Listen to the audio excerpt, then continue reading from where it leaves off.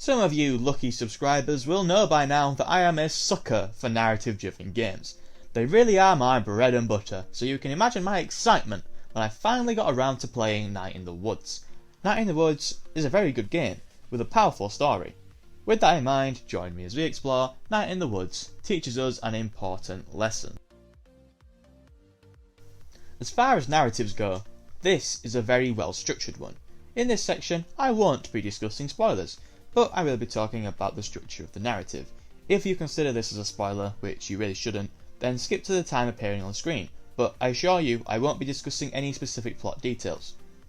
Chapter 1 is obviously where we begin, and the function of this chapter is to simply introduce us to the characters. Not much happens here, and that's the point. All we know is May has returned home from college early, and we, just like every character in the game, do not know why. This, again, isn't a spoiler, you find this out in the first 5 minutes of the game. From May's point of view, we see her parents and her old friends, and we meet the core cast surrounding the game.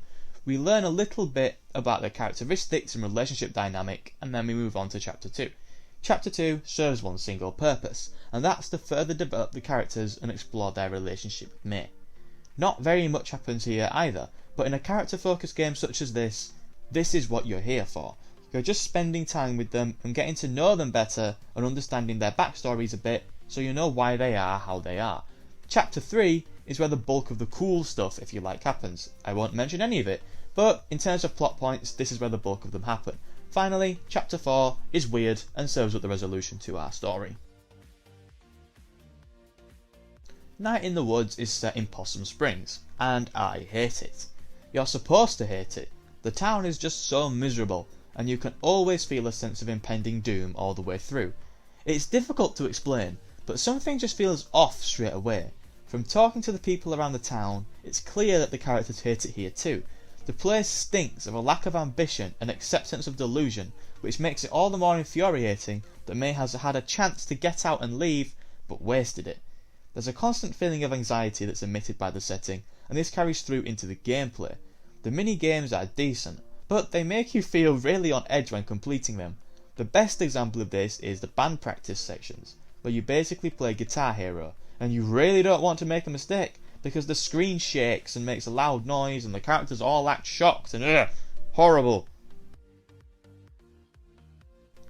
Now on to the lesson that we learn from the game. In the real world, you never really know someone. Even people you're quite close to could be going through something and you wouldn't have a clue. This is where the lesson comes in.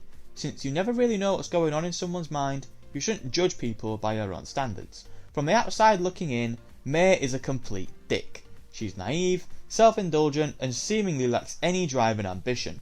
This annoys the other characters, particularly Bee and May's parents, as she was gifted the chance to make something of herself and rejected it.